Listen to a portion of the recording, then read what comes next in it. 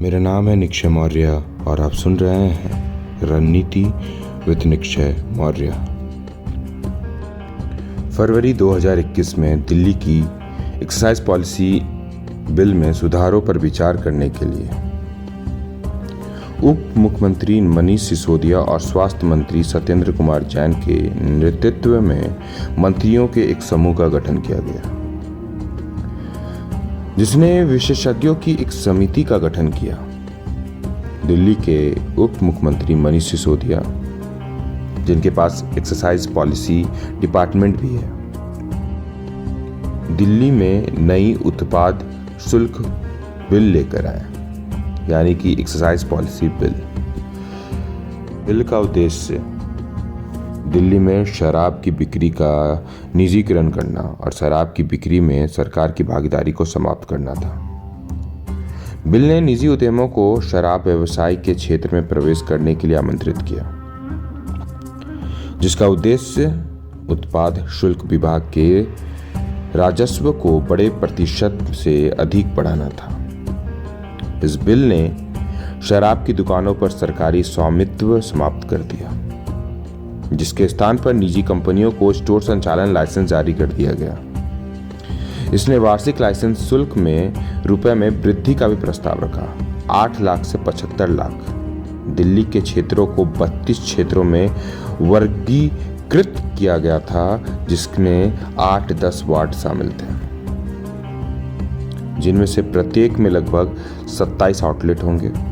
इसका मतलब था कि प्रत्येक नगर पालिका वार्ड में 2 से 3 शराब विक्रेता कार्यरत थे। सरकार ने यह भी कहा कि शराब माफिया को खत्म कर देगी और नई दुकानों पर जाने वाले उपभोक्ताओं के अनुभव को बेहतर बनाएगी। आउटलेट्स की उपस्थिति के लिए भी दीर्घ निर्देश जारी किए गए थे। निजी शराब की दुकानों को ग्राहकों को आकर्षित करने के लिए एमआरपी पर छूट देने की अनुमति दी गई और उन्हें सुबह 3 बजे तक शराब की डिलीवरी करने की भी प्रावधान दी गई। इस बिल को आगे उपराज्यपाल के हस्ताक्षर और अनुमोदन के लिए भेजा गया, जिसे राज्यपाल ने अनधिकृत क्षेत्रों पर कुछ शर्तों के साथ पारित कर दिया। भ्रष्टाचार के आरोप लगने शुरू हुए। नीति के पास होने के बाद नीति में करोड़ों रुपए के घोटाले का आरोप लगाते हुए शिकायतों का एक समूह आया, जिनमें से एक जून 2022 में दिल्ली कांग्रेस के पूर्व अध्यक्ष चौधरी अनिल कुमार द्वारा दिल्ली पुलिस में दायर किया गया। इस बिल को विपक्षी भाजपा और कांग्रेस से कड़ी प्रतिक्रिया का सामना करना पड़ा, जिसमें कहा गया कि सरकार ने पैसे के बदले सभी लाइसेंस बेच दिए हैं और आरोप लगाया गया कि सरकार ने उत्पाद शुल्क विभाग को पूरी तरह से निजी खिलाड़ियों और व्यावसायिक एजेंसियों को सौंप दिया है। कथित तौर पर शराब लाइसेंस धारकों को उनकी मर्जी के मुताबिक एक्सटेंशन दिया गया।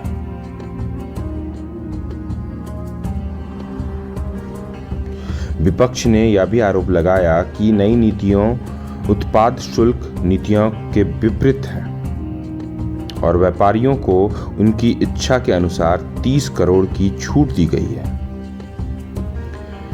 दोनों पक्षों ने इसकी जांच के लिए केंद्रीय एजेंसियों से हस्तक्षेप की मांग की। सिसोदिया ने आगे कहा, नई नीति के तहत अनधिकृत क्षेत्रों सहित 849 नए आउटलेट खोले जाने थे, जिसे राज्यपाल ने भी मंजूरी दे दी थी। जुलाई 2022 में दिल्ली के मुख्य सचिव नरेश कुमार ने सक्सेना को शराब नीति के निर्माण में प्रक्रियात्मक उल्लंघन की रिपोर्ट दी, जिन्होंने सीबीआई जांच की सिफारिश की। ये कथित उल्लंघन थे विशेषज्ञ समिति की सिफारिशों की अनदेखी और नीति लागू करते समय उपराज्यपाल को नजरअंदाज करना। इस रिपोर्ट में सरकारी खजाने को 580 करोड़ तक के नुकसान का आरोप लगाया गया। प्रवर्तन निदेशालय की एक अन्य जांच में आरोप लगाया गया कि शराब नीति शराब के थोक विक्रेताओं को आप मंत्रियों को दी गई 6% रिश्वत के बदले में 12% लाभ मार्जिन की गारंटी देगी। ईडी ने आरोप लगाया कि जैन और सिसोदिया ने विशेषज्ञ समिति के फैसलों को खारिज कर दिया और इस लाभ मार्जिन को शामिल करने के लिए नीति में बदलाव करने में उपराज्यपाल को नजरअंदाज कर दिया। उन्होंने आरोप लगाया कि मंत्रियों के समूह की बैठकों के दौरान इस पर कभी चर्चा नहीं की गई, बल्कि इस पर सहमति बनी। दिल्ली कैबिनेट का सामूहिक निर्णय। आगे यह भी आरोप लगाया कि आपके संचार प्रभारी विजय नायर, जो शराब नीति के बारे में सिसोदिया के साथ निकटता से बातचीत कर रहे थे, उनको हैदराबाद स्थित निजी संस्थाओं वाले साउथ ग्रुप द्वारा अग्रिम रिश्वत के रूप में 100 करोड़ का भुगतान किया गया था। इस कथित साउथ ग्रुप के कुछ सदस्यों में तेलंगाना के पूर्व मुख्यमंत्री के चंद्रशेखर राव की बेटी के कविता और आंध्र प्रदेश में सत्ता में YSRCP पार्टी से तत्कालीन ओंगोल लोकसभा सांसद मंगुठा श्रीनिवासुलु रेड्डी के साथ साथ हैदराबाद के कई लोग शामिल थे जो कि बिजनेसमैन थे।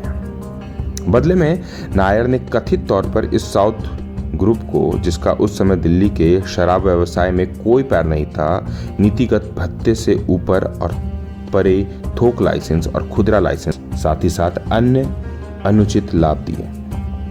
राज्य की विपक्षी भाजपा ने एक स्टिंग ऑपरेशन वीडियो भी जारी किया, जहां एक FIR आरोपी सनी मारवा के पिता ने नई नीति के तहत इसे उत्पाद शुल्क बताते हुए धन इकट्ठा किया। भाजपा IT सेल के प्रमुख अमित मालवीय ने वीडियो जारी किया और अधिकारियों द्वारा बड़े पैमाने पर भ्रष्टाचार और रिश्वतखोरी की आवाज उठाई और चिंता व्यक्त की कि राज्य सरकार में बिचौलियों और माफियों से पीड़ित है। मनीष सिसोदिया, जो कि उत्पाद शुल्क विभाग के भी प्रमुख हैं, एक्साइज पॉलिसी के प्रमुख हैं, उन्होंने राज्यपाल BK सक्सेना पर अनअधिकृत क्षेत्रों में भी दुकान खोलने के किसी भी मुद्दे के बिना पहले ही बिल को मंजूरी दे दी थी। आवश्यकताओं के अनुसार रुख बदलने का आरोप लगाया। इसका अलावा आपने यह भी आरोप लगाया कि LG सक्सेना ने 2016 में एक सरकारी खादी निकाय के अध्यक्ष रहते हुए 1400 करोड़ की विमुद्रीकृत नोटों का आदान प्रदान किया था।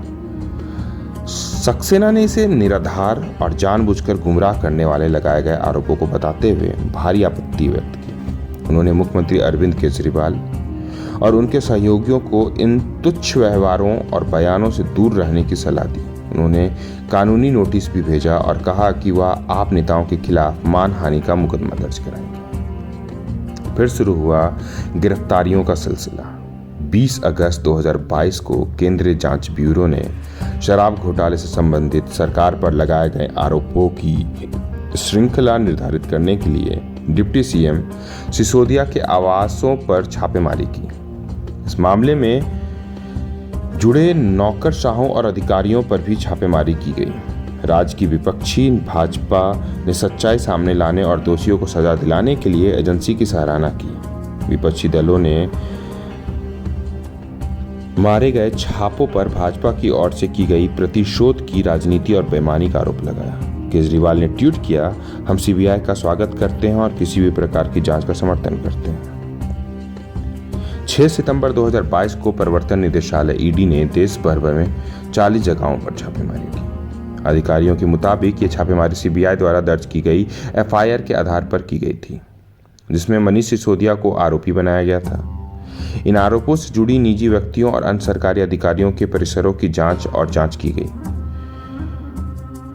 आपके संचार प्रभारी विजय नायर को भी उस दिन गिरफ्तार किया गया था। नवंबर 2022 में ED ने 7 आरोपियों, शराब कारोबारियों और दिल्ली सरकार के अधिकारियों के खिलाफ आरोप पत्र दायर किया था। 15 दिसंबर को के कविता का नाम पहली बार इस आरोप पत्र में रखा गया था। 26 फरवरी 2023 को मनीष सिसोदिया को खुद गिरफ्तार कर लिया गया।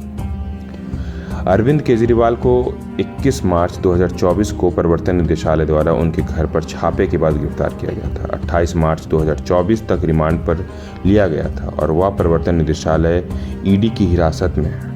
इससे पहले उन्होंने ED के 9 समन छोड़े थे। दिल्ली के उच्च न्यायालय ने अपनी गिरफ्तारी के खिलाफ मुख्यमंत्री अरविंद केजरीवाल की याचिका खारिज कर दी।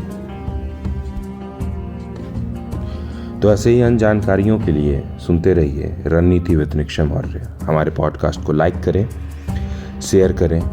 हमारा कमेंट बॉक्स खुला है, आप कुछ कहना चाहें तो कह सकते हैं।